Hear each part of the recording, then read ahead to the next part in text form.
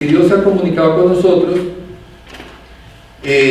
lo primero que quiero aclarar es tres términos que me parecen sumamente importantes.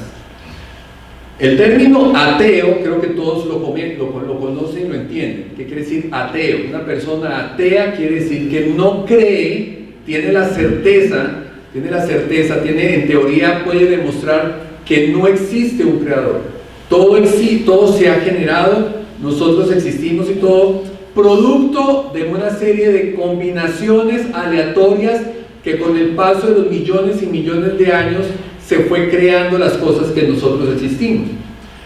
¿Qué tiene gravísimo para esa persona? No para nosotros, para esa persona. Para esa persona quiere decir que la vida no tiene ningún propósito. Su existencia no tiene ningún propósito, porque no es el producto de una creación. Nosotros sabemos que somos criaturas de Dios, somos creados por Dios. A mí me gusta coleccionar Biblias antiguas y la Biblia más antigua que tengo es de 1780, en español. Y la palabra, el Génesis comienza en esa época la escribían Dios crió, no creó, crió. Y me parece hermosa porque una madre cría a sus hijos y como la expresaban en esa época, en el lenguaje de aquella época, la palabra crió me parece absolutamente hermosa. Entonces, aceptamos y sabemos que somos criaturas de Dios. Como somos criaturas de Dios, tenemos un propósito en la vida, porque nadie crea nada sin un propósito. Y esa parte es sumamente importante, que nunca la olvidemos. Y no solamente nos crió, no solamente nos creó, sino que nos hizo a su imagen y semejanza. De toda la creación que leímos en esta semana en la misa por las mañanas, en Génesis, la primera parte, la segunda, los primeros 3 días, los segundos 3 días de la creación, dense cuenta y repásenla porque es muy hermoso. De toda la creación que hizo el Señor, a nosotros nos hizo muy especiales porque fue al único que lo hizo a su imagen y semejanza. Y eso nos hace sumamente especiales y consentidos. Entonces, el ateo no cree nada, ¿cierto? El segundo término es el teísta, con T, teísta. Nosotros somos teístas, es decir, nosotros creemos en un creador, o sea que todo esto fue creado por alguien, en el caso nuestro sabemos que ese alguien es Dios, y que adicional se comunica con nosotros.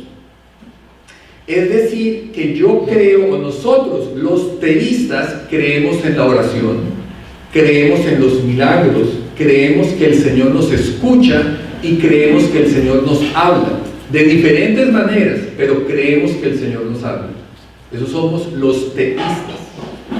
Y está otro término que seguramente ustedes lo habrán escuchado, que es deístas, con D de dedo. No teístas con T de tetero, sino deístas con D de tetero. Los deístas creen que sí, existe un creador, pero ese creador creó todo y se fue a dormir. Él no interactúa con nosotros. Por eso esa persona sí, él cree que esto alguien lo creó, el universo de algún lado, alguien lo tuvo que haber creado, pero ya, esa persona no cree en la oración, no cree en los milagros, no le habla a ese creador porque no le va a escuchar y no pretende ni espera que jamás ese creador se comunique con él porque no cree que él tenga una capacidad de comunicarnos. Nos creó y cuando nos muramos algo va a pasar. Esos son los deístas. ¿Ok? Bien. Sabemos que el Señor se ha comunicado con nosotros de 4 formas. La primera forma en la que el Señor se ha comunicado con nosotros es a través de su creación. Desde la época de los hombres de la caverna, cuando estaban los hombres viviendo allá en la caverna, no existía la palabra religión, no existía la palabra Dios, no existía la palabra cristianismo, judaísmo, no existía nada. Cuando el hombre vivía en las cavernas, el hombre es la única criatura, el único ser viviente sobre el planeta Tierra que ha enterrado a los muertos. Desde la época de las cavernas. Ningún otro animal entierra a sus muertos. ¿Qué quiere decir eso? Quiere decir que el hombre de la caverna ya tenía un sentido de trascendencia. Él sabía por qué, porque como somos hechos a su imagen y semejanza, no es un problema ni cultural, ni cristiano, ni de enseñanza.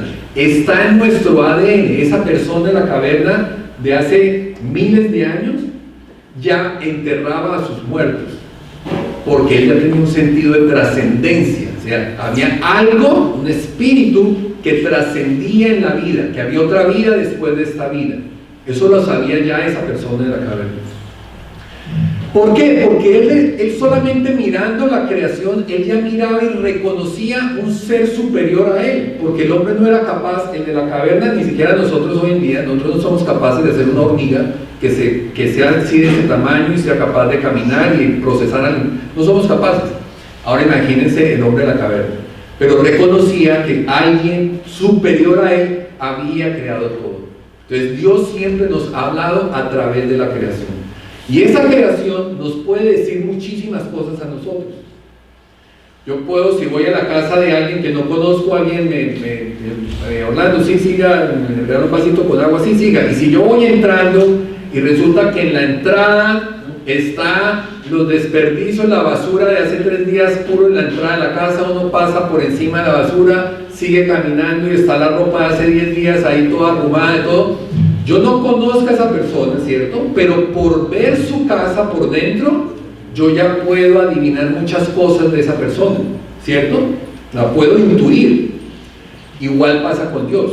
Yo no pueda que Él ni me hable, ni yo le hable, pero con solo ver su creación, su casa, yo puedo deducir muchas cosas de Él. Uno, que es una persona sumamente creativa.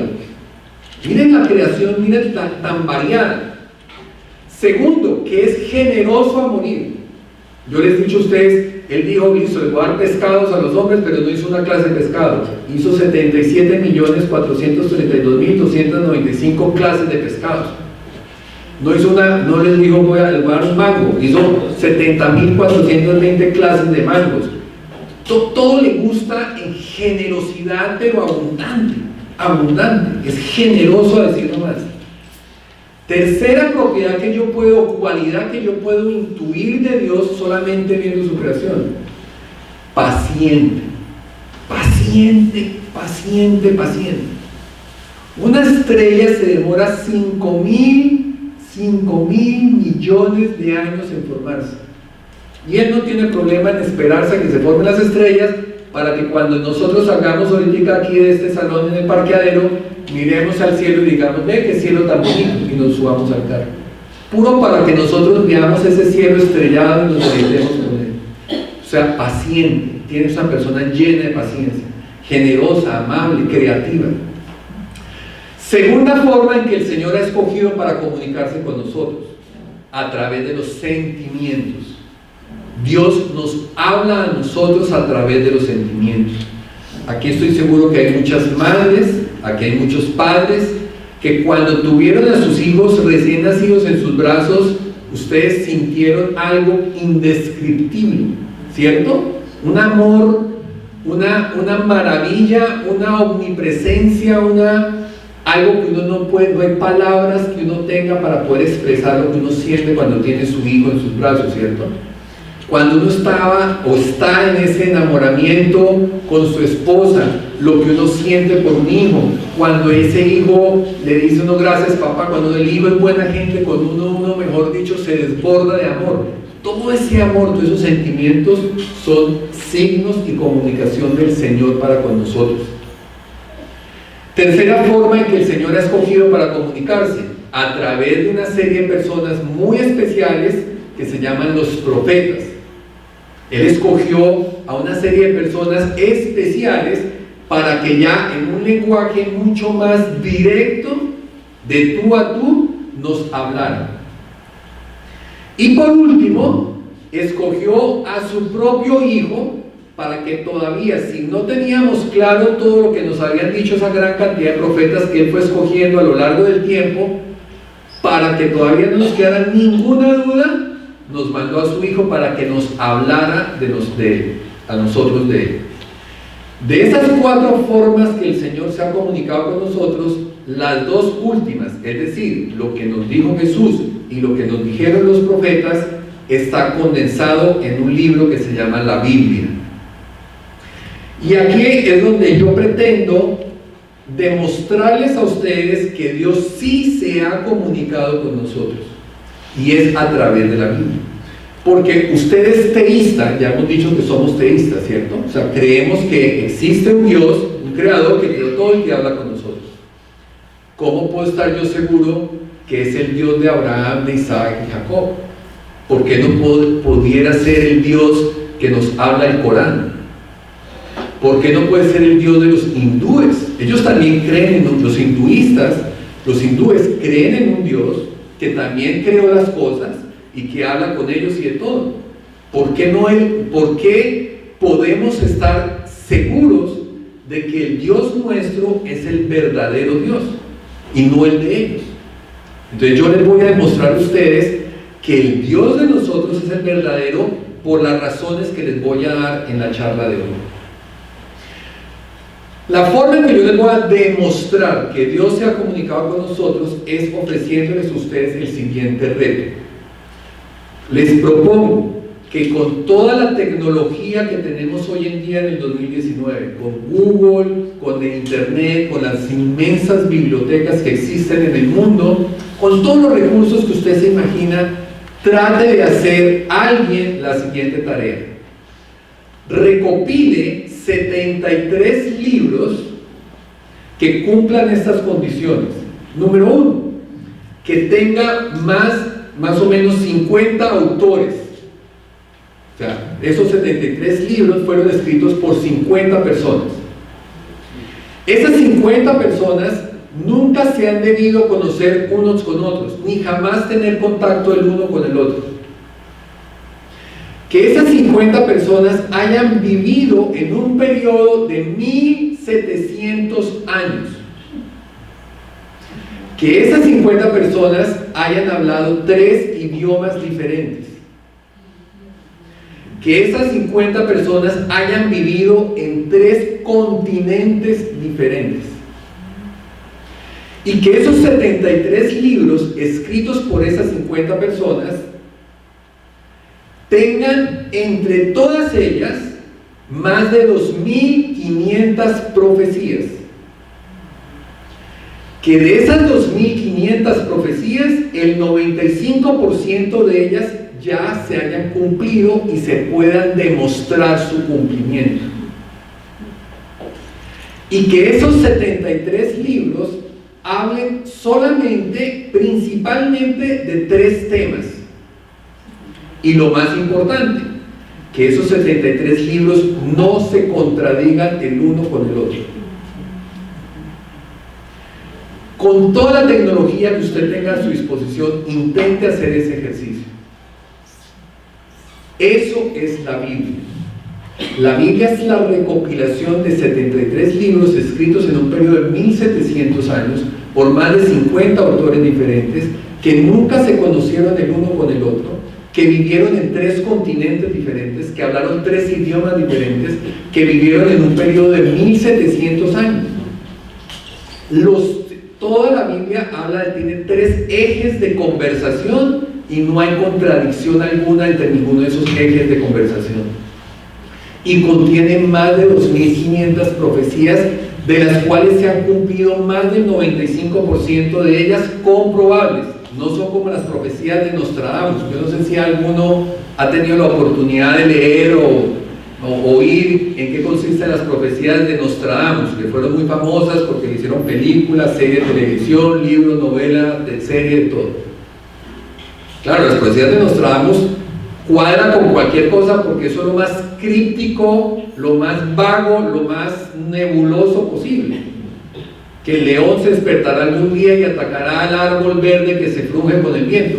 Entonces, claro, cualquier cosa que mañana pase, pues yo puedo decir que el viento era el avión de American Airlines que tenía un escudo verde y que por eso fue. O sea, cualquier cosa cuadra con eso. No así las profecías que están en la Biblia. Las profecías bíblicas son casi que con nombre, apellido, lugar, fecha, qué va a pasar, qué todo. Como ustedes ya las conocen muchísimas, y bueno, yo ahorita voy a mencionar aquí algunas importantes. Entonces, si eso eso, para que eso exista, es porque todo eso tuvo un único autor, en teoría 50, pero la realidad es que solamente tiene un autor, que es el Espíritu Santo. Y vamos a ver la maravilla que tiene la Biblia. Empecemos por el soporte histórico de la Biblia. Mucha gente, muchísimos católicos desconocen el origen de la Biblia. Están familiarizados con ella, pero desconocen el origen de ella. Existe un soporte histórico grandísimo, como lo vamos a ver ahorita. Pero primero quiero aclararles a ustedes que no existe, como mucha gente se pregunta, no existen los papiros originales de los cuales fueron escritos la Biblia. No existen. Primero, porque la inmensa mayoría de esos papiros se destruían con el tiempo. No duran 3000 años, no duran. Entonces no existen. Como la gente sabía que esos papiros se destruían con el tiempo, ellos hacían copias. Y son de las que nosotros tenemos hoy en día, los papiros bíblicos que nosotros tenemos hoy en día, son producto de esas copias. Pero adicional, si dase la casualidad que se tiene un papiro que se cree que es el original de puño y letra de Moisés, o de puño y letra del rey David, o de puño y letra de Isaías, ¿cómo probar que eso era el puño y letra de Isaías? No se puede. Como tampoco nosotros podemos, los que han estado en Washington, allá en la oficina de registros, que tienen el texto, el original de la Declaración de la Independencia de los Estados Unidos, firmada por Washington y no sé quién y no sé quién, pues, ¿cómo sé yo que esa es la firma de Washington? Yo tengo un video con un notario público, pues, certificando que esa es la... ¿Cierto? No tenemos. ¿Por qué estamos 99.9% seguros de que ese es? Pues porque había una cadena de custodia, ¿cierto? De gente respetable, de gente importante, o sea, que ha custodiado ese documento, y hoy sabemos y tenemos fe de que ese es el libro, el manuscrito. Pero lo mismo pasaría con los ejemplares bíblicos o con cualquier ejemplar de la antigüedad. No es este libro, pues porque ese libro ya tiene un número de código, un registro. Sí, el autor es Orlando Hernández, y dentro de 200 años se encuentran este libro, y pues sí, es de Orlando Hernández. Pero no pasa así con los registros de la antigüedad. Entonces, eso hay que tenerlo claro, porque muchísima gente se lo pregunta, bueno, ¿y dónde están esos papiros? No existen. Y si existiesen, pues no tenemos forma de saber que esa es la puño y letra del rey David, como no tenemos forma de saber que el diario de Colón sea el diario de Colón escrito por Cristóbal Colón. Pero la cadena de custodia nos dice que sí, que yo se lo cogí a Colón antes de morir, lo guardé en la mesita y lo tuve, y luego se lo dejé a mi tía, y mi tía a no sé quién, hasta que finalmente lo regaló a un museo, y eso es lo que tenemos. ¿Estamos claros en eso? Esta diapositiva es lo que se considera que es el fragmento bíblico más antiguo conocido, públicamente conocido. Existen muchos papiros bíblicos y de la antigüedad que están en manos privadas, así que no podemos saber que existe en manos privadas. Así que ustedes saben que se robaron la Mona Lisa y duró 60 años la Mona Lisa perdida. La Mona Lisa Leonardo da Vinci, perdida. ¿En dónde? En la sala de la casa de alguien. Así que vaya usted a saber cuántos manuscritos pueden existir mucho más antiguos que este. Pero este es un manuscrito que está en un museo, en una biblioteca. Es un manuscrito del año 625 a.C. Es un fragmento en plata del año 625 a.C. y contiene Números capítulo 4 versículo del 26 al 28. Aquí está en hebreo y aquí está en inglés. Si usted tuviera en este momento aquí con usted una Biblia en inglés y va y busca Números capítulo 4 versículo 26 al 28, va a encontrar exactamente esto. Posiblemente una palabra se pueda haber cambiado, pero el sentido y el significado es exactamente lo que usted tiene. ¿Por qué digo que pudo haber sido cambiado? Pues porque los idiomas evolucionan con el tiempo. Yo en otras conferencias que doy de Biblia les muestro el ejemplar original del Quijote de la Mancha. obra maestra de la lengua castellana. Y usted intuye, y les muestro un ejemplar del 2019. Y no se parecen en absolutamente nada, porque el idioma castellano que escribía Cervantes era muy diferente al castellano de hoy, porque el castellano ha ido evolucionando con el tiempo. Ustedes seguramente también son conscientes de palabras, la palabra gay, por ejemplo. La palabra gay hace 50 años significaba alegre, una persona alegre era una persona gay. Hoy tiene un significado diferente. La misma palabra con el tiempo fue adquiriendo un significado diferente. Entonces pasa lo mismo con la Biblia. Lo que está escrito aquí en hebreo, que se escribió en el año 625 a.C., o sea, si sumamos 625 más 1900 nos da 2500. Esto fue escrito hace 2500 años, pues va a haber ciertas variaciones. Pero si usted coge una Biblia en inglés de hoy, esto es lo que usted va a encontrar. Es decir, con eso que es lo que les estoy queriendo decir, por lo menos el libro de Números, capítulo 4, versículos 26 al 28, usted tiene la certeza que está inalterable desde hace 2500 años.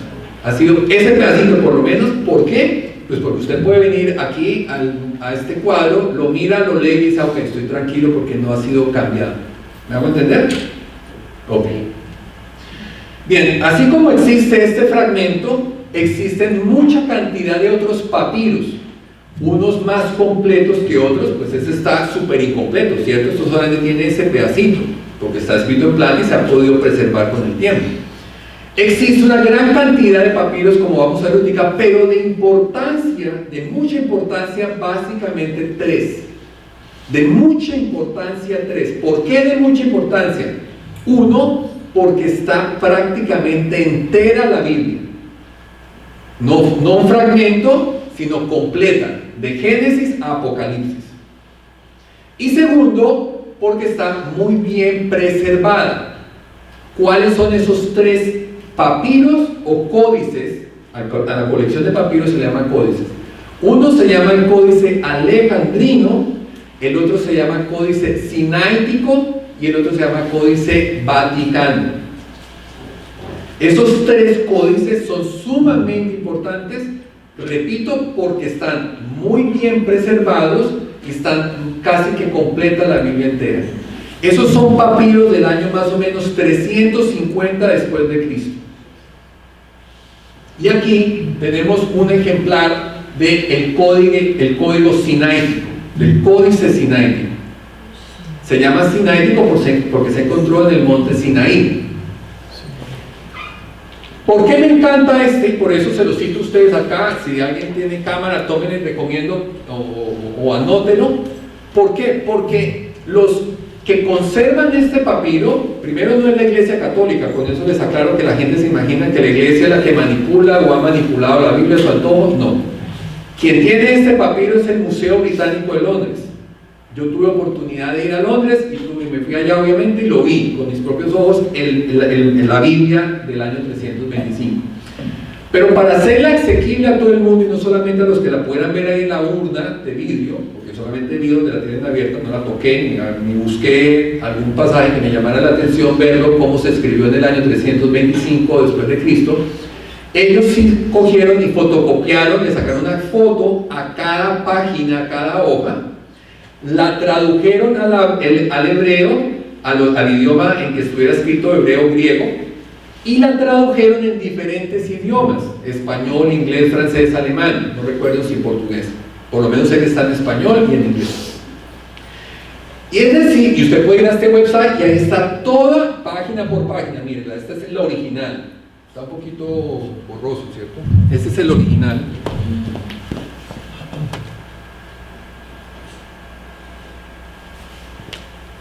Ese es el papiro, escrito así, y ahí lo ponen ya pues, en palabra de caracteres y aquí traducido.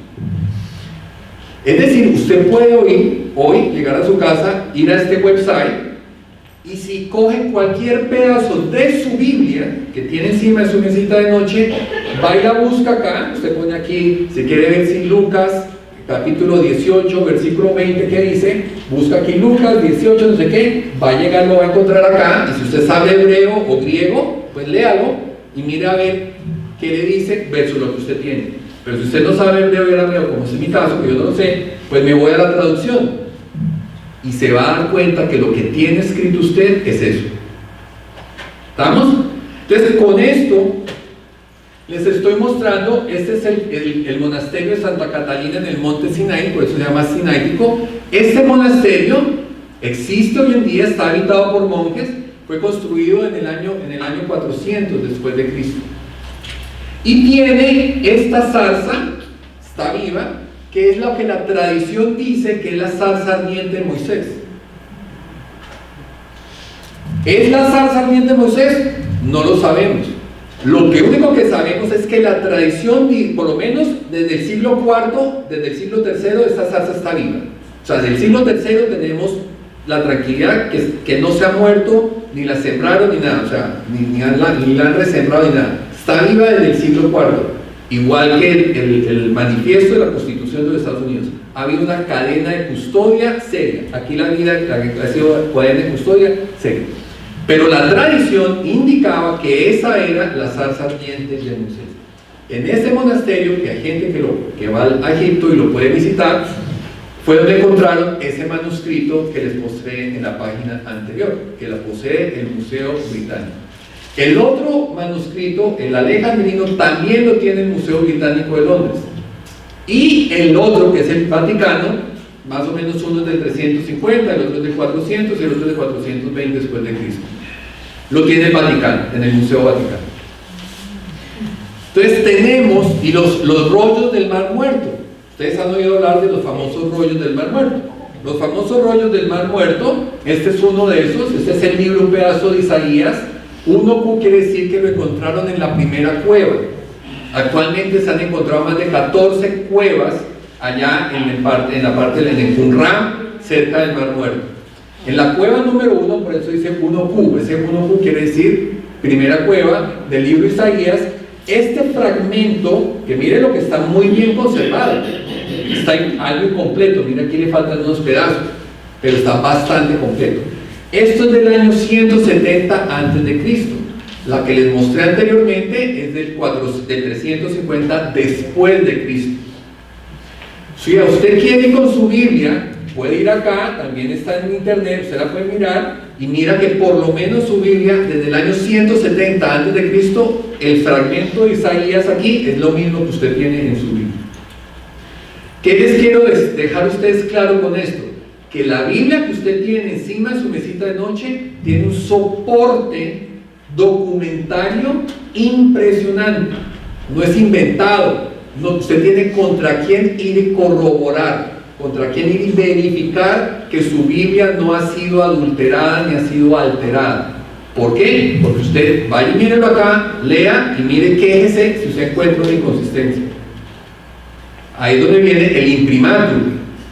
El imprimatur, las Biblias tienen imprimatur, o muchas Biblias tienen imprimatur, porque alguien se tomó el trabajo de verificar que esa traducción corresponde a los papiros más antiguos que tenemos, y más completos y más fiables.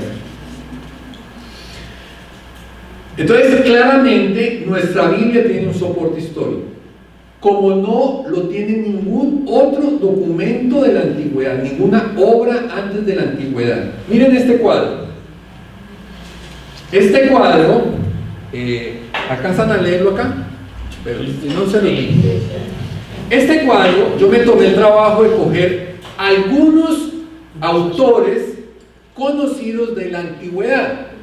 Seguramente todos ustedes han escuchado hablar de Platón, ¿cierto? Platón vivió en el año 427 antes de Cristo. Y Platón escribió muchas cosas, muchos manuscritos existen de Platón.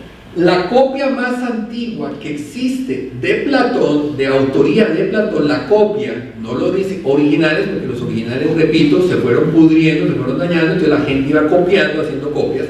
Pues la copia más antigua que hemos encontrado de obras de Platón datan del año 900 después de Cristo. Es decir, que entre lo que el autor escribió y la copia más antigua han pasado 1200 años. ¿Me hago entender? Entre lo que él escribió y la copia más antigua hay un periodo de 1200 años. Y tenemos solamente 7 manuscritos de esos antiguos, que datan de 1200 años después, del 900 después de Cristo. Julio César es del año 100 antes de Cristo, la copia más antigua es del 900 después de Cristo, es decir, que hay un periodo de 1000 años y de él tenemos como 10 ejemplares. De la Ilíada de Homero, ¿se acuerdan? Creo que algunos de ustedes han leído la Ilíada de Homero. Homero vivió en el año 900 antes de Cristo y la copia más antigua de la Ilíada de Homero es del año 400 antes de Cristo. Es decir, que hay un periodo de 500 años entre lo que él escribió y la copia más antigua que tenemos de la Ilíada, y tenemos 643 manuscritos de la Ilíada. Ha sido la Ilíada de Homero fue la obra antigua más grande que ha existido, de mayor referencia de todo. Ahora vamos a la Biblia. La Biblia, el Nuevo Testamento, fue escrito más o menos entre el periodo 55 al 90 después de Cristo. Los primeros libros que se escriben del Nuevo Testamento son las cartas de Pablo. El fragmento más antiguo del Nuevo Testamento es del 90 después de Cristo, o sea, prácticamente cero lapso entre el autor y el fragmento más antiguo que tenemos del Nuevo Testamento. Fragmento y completo 325, que fue el que les mostré a ustedes ahorita, el sinaítico, es del 325, o sea, completo 325, o sea que había un periodo de fragmentos de 0 años y completo 230 años. Y del Antiguo Testamento, que fue escrito entre el periodo 1445 por Moisés hasta el 135, que son el libro de los Macabeos, primero de Macabeos y segundo de Macabeos, fragmento más antiguo 800 antes de Cristo y completo el 135 antes de Cristo, que son los que se han encontrado en el Mar Muerto, los rollos del Mar Muerto.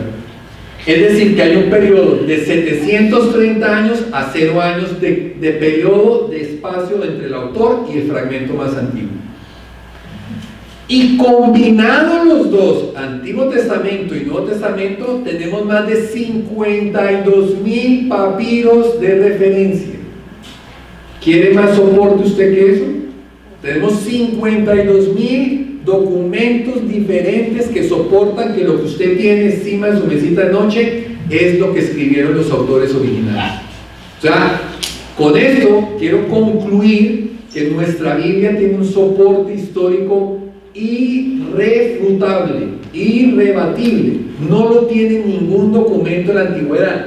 El siguiente que les pasa a la Biblia es la Ilíada de Homero, 643 ejemplares. La Biblia tiene 52.000, conocemos más de 52.000 papiros de fuentes diferentes, épocas diferentes, datados en fechas diferentes, que nos hablan de la Biblia. Así que con eso, ustedes quiero que queden tranquilísimos de que la Biblia tiene un soporte, y ese amigo ateo, cuando usted ya le hable de la Biblia, él va a decir que esto fue manipulado y todo. Usted sabe que no es así. Invítelo a que vaya y busque en internet esos fragmentos antiguos y compare, y se da cuenta que no ha habido ninguna manipulación. El Génesis fue escrito en el año 1400 antes de Cristo por Moisés. Recuérdense que Moisés fue una persona educada, profesional, posgrado y máster de aquella época, porque él fue criado en el palacio, con los faraones. Entonces Moisés fue una persona sumamente educada, y él es el que escribe el Génesis. En particular quiero referirme al Génesis para que empecemos a mirar los detalles importantes del Génesis. Las otras, voy a hacer referencia a las otras religiones monoteístas más importantes del mundo: el budismo, el hinduismo, el islamismo y el cristianismo. Con esas 4 religiones yo estoy cubriendo prácticamente que el 80% de la población mundial. Estoy cubriendo el 80% de los seguidores religiosos de cualquier religión. De esas 4 corrientes, nosotros tenemos nuestra Biblia, ¿cierto? Escrita, voy a centrarme en el caso del Génesis. El Corán es el libro sagrado de los musulmanes, del islamismo. Habla de una creación. Si ustedes leen el Corán, van a encontrar en el capítulo referente a la creación que sí, que el Dios del que creen los musulmanes, creen que ese Dios creó el universo, y en el Corán dice que todo lo que se creó a partir del humo de la tierra y de otros elementos conocidos por el hombre. El Corán. El Tripitaka, que es el libro sagrado del budismo, habla de que el universo no tuvo creación porque el universo siempre ha existido. Para los budistas, el universo no tuvo principio, siempre ha existido. O sea, no habla de una creación, siempre ha existido. Para las 4 Vedas, ese es el libro religioso, el libro sagrado de los hindúes, habla que el dios Shiva, para ellos el dios de ellos se llama Shiva, creó el universo a partir de unas fuentes de barro, unas vasijas de barro, con unas serpientes, con agua, con barro, elementos nuevamente conocidos por el hombre. Y la Biblia nos habla de que Dios creó todo a partir de la nada. ¿Cuál es mi punto en lo que les voy a empezar a hablar de aquí en adelante? Voy a querer pensar que Moisés se inventó el Génesis. Se lo inventó. Era un gran autor, con una fantasía impresionante, una capacidad creativa impresionante. Pues hasta ahora Moisés se la inventó muy bien, porque hoy sabemos, él no se animó, hoy sabemos que el universo fue creado a partir de la nada. Ese Big Bang proviene de la nada. Todo salió a partir de ese Big Bang. Tú nos mencionabas hace poco en la pasada, del tamaño de un átomo totalmente de la nada. Él no se aventuró a poner ese origen en términos de cosas conocidas por el hombre. Dijo de la nada. No se aventuró a decir de dónde, de la nada. Los hindúes sí se aventuraron a decir de cosas que ellos conocían, de una vasija de barro, de una serpiente, de la tierra. En el Corán, a partir de la tierra, del humo, del agua, elementos conocidos por el hombre. Y los budistas tampoco le atinaron, ninguno de los 3 le atinaron. Dicen, siempre ha existido, y hoy sabemos que no siempre ha existido. Tuvo un comienzo, tuvo un origen. Así que Moisés va muy acertado. ¿Qué dice Moisés? Que hubo un principio. ¿Qué nos dice la ciencia? Hubo un principio, un Big Bang. Luego nos dice Moisés que ese principio generó luz. ¿Qué nos dice la ciencia? La ciencia nos dice hoy que esa explosión del Big Bang generó una cantidad de luz impresionante que sigue dando vueltas por el universo, y fue lo que les mereció el Premio Nobel de Física en el año 2006 a los señores John Mather y George Smoot, porque ellos encontraron ese eco de la gran explosión. Sigue habiendo eco lumínico de esa gran explosión, y lo encontraron y les merecieron el Premio Nobel de Física. Y aquí quiero hacer un paréntesis. Si usted es Moisés y usted se está inventando el Génesis, porque estoy pensando que Dios no habla con él, que se lo está inventando él, ¿qué fuentes de luz conocía Moisés? Él miraba al cielo y miraba el sol, la luna y las estrellas, ¿cierto? Pero esta fuente de luz que nos está hablando aquí es la del primer día. El sol, las estrellas y la luna las crean en el tercer día o cuarto. Sin embargo, Moisés habla de una fuente de luz diferente al sol, la luna y las estrellas. Está hablando de una fuente de luz. Hoy la ciencia también nos habla de esa fuente de luz. Luego nos dice Moisés que se empezaron a formar los planetas. ¿Qué nos dice la ciencia? Sí, después de esa explosión, yo le dije a ustedes la vez pasada, se empezaron a juntar átomos del uno con otro, se fue formando una masa más grande hasta que se empezaron a formar objetos celestes. Nos dice Moisés, se formaron las estrellas. ¿Qué nos dice la ciencia? Algunos de esos objetos que se fueron formando fueron tan grandes que empezaron a presionar mucho el centro de esa esfera, de esa masa, la empezaron a presionar, tanto fue la presión que se empezaron a fusionar dos átomos de hidrógeno, a formar uno de helio, desprende energía y se empiezan a formar las estrellas, como la bomba nuclear, como la bomba de fusión. Se empezaron a formar las estrellas. Moisés también lo dijo. Luego dice que se formaron la lluvia en los mares.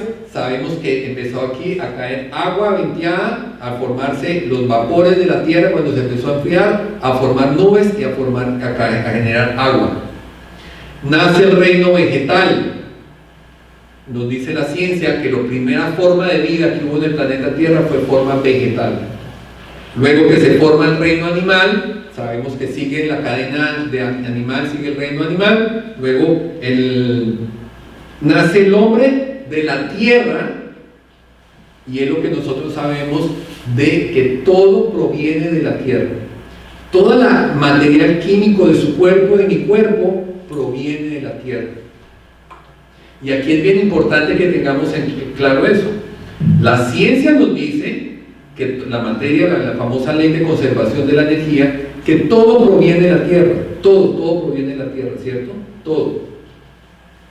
Sin embargo, los ateos dicen que todo proviene de la tierra, pero que esa proveniencia de la tierra fue producto del azar. Producto del azar. Se fue combinando. Les mostraba a ustedes aquí la foto que vio Darwin de lo que era una célula, que para él era un compuesto químico, una masa química. Sin embargo, nosotros sabemos que sí, provenimos de la tierra, nuestra materia proviene de la tierra, pero requirió de la intervención de Dios para que esa tierra diera vida. Porque nos dice Moisés que Dios dijo que la tierra dé seres vivientes, que la tierra dé frutos, árboles que den frutos, que las aguas den animales vivos. Se requiere de la intervención de Dios para que esa materia sea capaz de producir la vida orgánica que conocemos en la tierra. Así que lo que dijo Moisés, todo lo que dijo Moisés, la ciencia se lo corrobora, se lo avala. Las otras religiones se equivocaron, la nuestra no. La Biblia nuestra hasta en eso tiene certeza hasta hoy científica.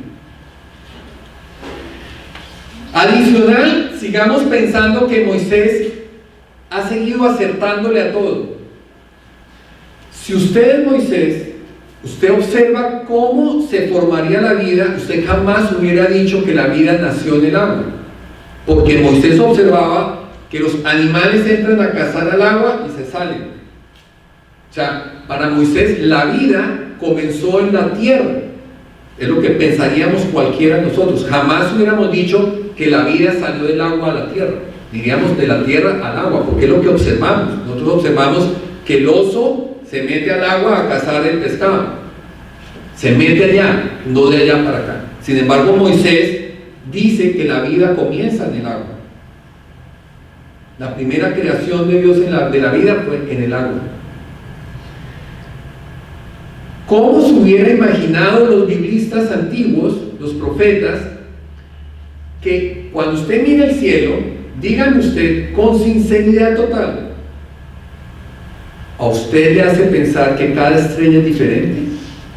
¿Hay algo que le hubiera hecho pensar a Moisés o que le hubiera hecho pensar a los profetas que cada estrella era diferente?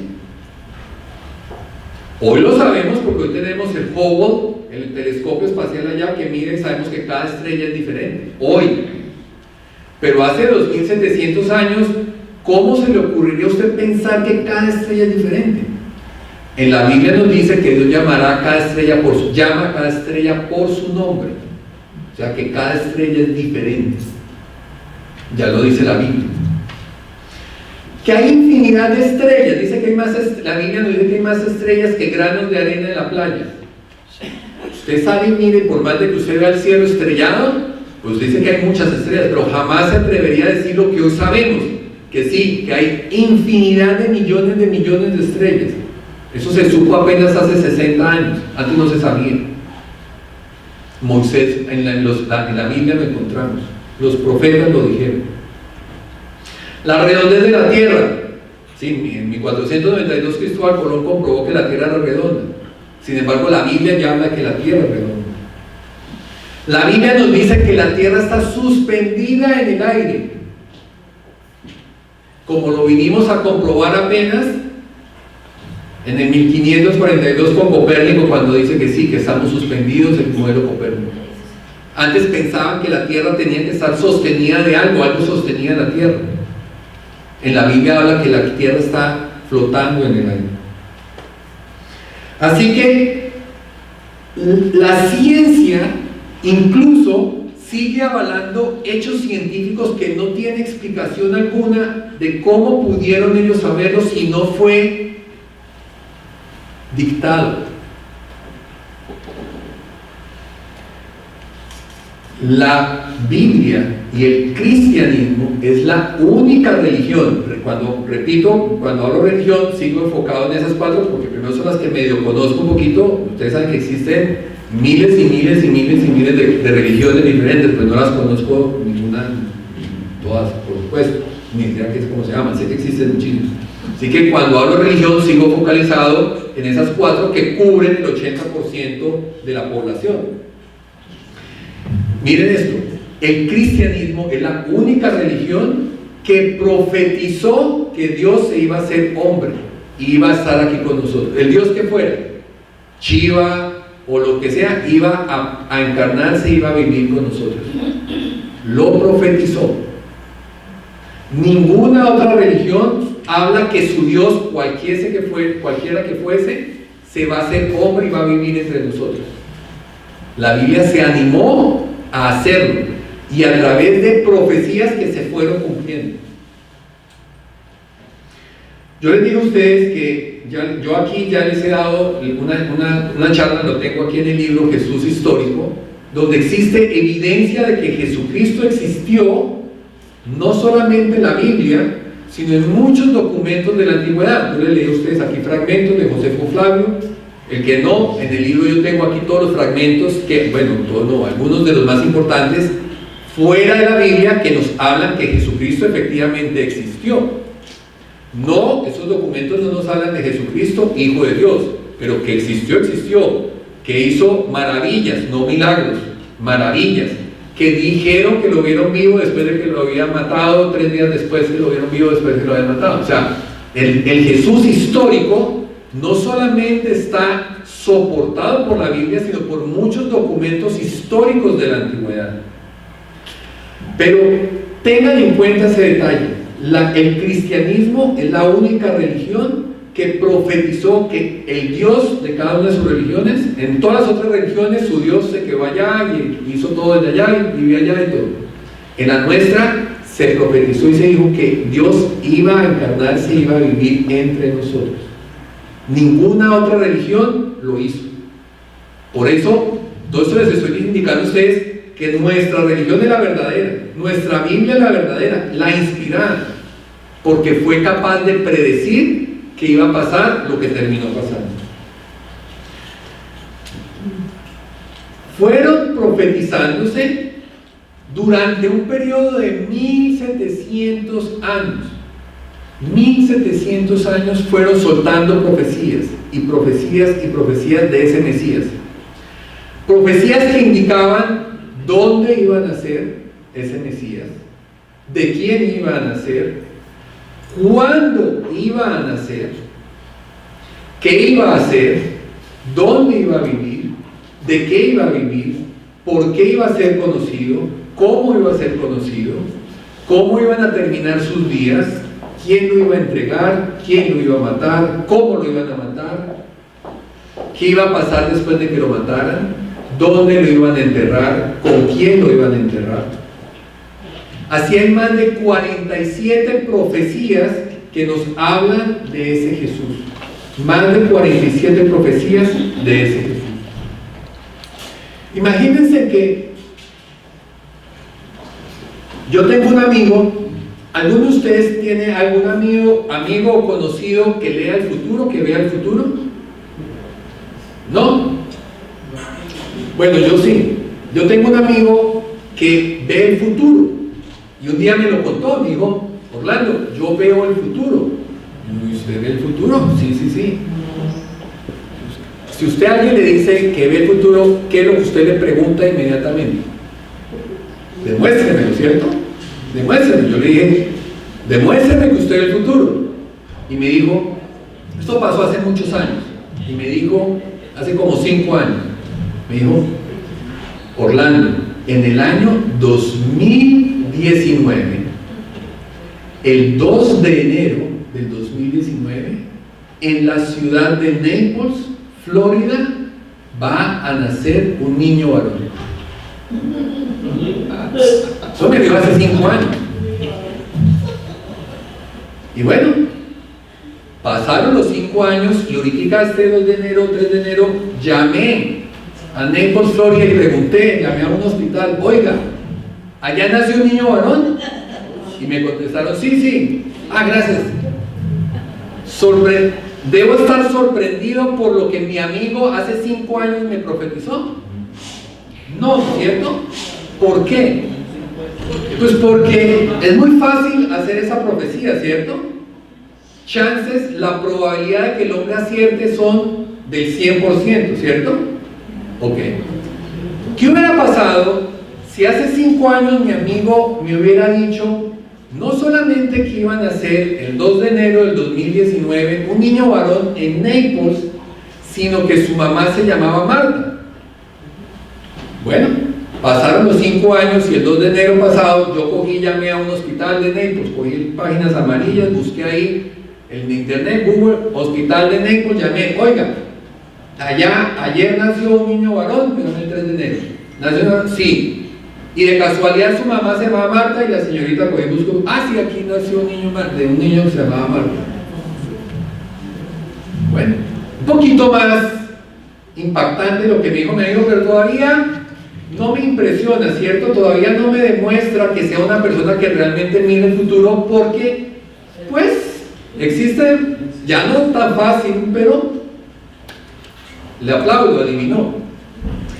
¿Qué hubiera pasado si mi amigo me dice: Orlando, el 2 de enero del año 2019 van a ser un niño varón que su mamá se llama Marta y su papá se llama Pedro? Ya la cosa se empieza a complicar, ¿no es cierto? Si yo hubiera llamado el 3 de enero a un hospital y encuentro que efectivamente el niño que nació, su mamá se llamaba Marta y su papá se llamaba Pedro, yo ya empiezo como que se me empieza a poner la piel un poquito como de gallina. ¿Qué hubiera pasado si mi amigo hace 5 años me dice: Orlando, el 2 de enero del 2019 van a ser un niño varón, su mamá se llama Marta, su papá se llama Pedro, la mamá es mexicana y el papá es venezolano? Y efectivamente encuentro, ya en un hospital, me tocó llamar a 7 hospitales hasta que encontré uno que me dijo: sí, sí, aquí nació un niño de esas condiciones. ¿Qué hubiera pasado si no solamente me dice la nacionalidad de ellos, sino que es el primer hijo de esa pareja? Y que los abuelitos se llamaban fulanito y fulanito y fulanito. Yo, si el hombre me dice, entre más me diga de ese niño que van a nacer y le haya adivinado, yo ya no creo que es coincidencia, ¿cierto? Ya empiezo a decir: oiga, me empiezo yo ya a asustar. Así pasó con Jesús. Con Jesús los profetas, y no solamente uno, varios empezaron a decir profecías de Jesús, que esas profecías se fueron cumpliendo. Si yo me tomé el trabajo de encontrar la probabilidad de 8 condiciones, dónde iban a ser, quién lo iba a entregar, 8 condiciones de que Jesús se cumplieran en Jesús. ¿Cuál era la probabilidad con 8 condiciones que los profetas hubieran acertado en Jesús? Esta sería la probabilidad. Esta sería la probabilidad de esas 47 profecías que se hubiesen cumplido en Jesús. Este número ya el martes pasado, el miércoles pasado, vimos los números, ese número no suena tan grande. De pronto, si usted no está muy familiarizado con los números, de pronto este número pues le parece como grande, pero realmente no sabe qué tan grande es este número. Para que se lo imaginen este número, si yo los vuelvo monedas de dólar, moneditas de dólar, este número me alcanzaría para hacer la siguiente tarea. Voy a poner una moneda en cada pedazo del planeta Tierra, o sea, entonces, y me alcanza para cubrir el planeta Tierra completo de monedas, me alcanza. Y no solamente me alcanzan para cubrir el planeta Tierra de monedas, para forrarlo en monedas, sino que me alcanza para ponerle más capas, una encima de otra, y voy poniendo, y sigo poniendo, y me llego hasta la atmósfera de la Tierra, y no se me acaban. Y sigo poniendo, y toco y rozo a la luna, y no se me acaban. Visualicen esa imagen que les estoy diciendo, el planeta Tierra forrado de monedas y monedas y monedas y monedas y monedas y monedas. Aquí está la luna, y todo esto, aquí estoy rozando con capas de monedas a la luna. Y creer que esto es una coincidencia, que esas 47 profecías que hablaban de Jesús se hubieran cumplido en Jesús, y Jesús fuera un cualquiera, un señor cualquiera, una persona cualquiera, es el equivalente a pensar que de todas esas monedas que les estoy diciendo, forrado el planeta Tierra de monedas y monedas y monedas, y yo antes de ponerlas marqué una con un Flowmaster, marqué una, y puse. Y ahora le digo a ese hombre, métase, sumérjase en ese mar de monedas por años y cójame una cualquiera, la que usted quiera. Y resulta que él coja la que está marcada. ¿Ustedes creen que eso es posible? O que ustedes pudieran decir, uy, qué hombre tan de buenas, qué suerte que encontró del primer intento, cogió la moneda marcada. Es imposible. Los ateos, ante este número, ¿saben qué dicen ellos? Cuando usted demuestra, esto es matemática, esto no tiene nada que ver con religión, esto es matemática. Las profecías, recuerden que ya les demostré a ustedes que la Biblia, el soporte histórico de la Biblia, lo tiene. Lo que está escrito en su Biblia es lo que escribieron en la antigüedad. Ahí están las profecías. Ahora usted le dice a ese amigo ateo, coja y haga las matemáticas, y le va a dar ese número. ¿Saben qué dicen los ateos ante eso? Dicen, como la probabilidad no es cero, pues puede darse. Puede darse. O sea, él cree, esos ateos creen que sí es posible que usted se sumerja en esos millones de trillones de monedas y saque una al azar y resulte ser la ganadora, la elegida. Como dicen que no es cero la probabilidad, pues puede darse. Así que qué coincidencia tan impresionante. Pero miren, en la matemática, los números grandes, una probabilidad que supere los 50 ceros, no los 180 ceros, los 50 ceros, se considera imposible. Una probabilidad que supere los 50 ceros se considera. Si ustedes consideran casi que imposible ganarse el loto y por eso no la compran, lo consideran imposible, y son 7 ceros, la probabilidad de que usted se gane es un 1 entre un 1 seguido de 7 ceros, por eso no la compran. Ahora 181 ceros.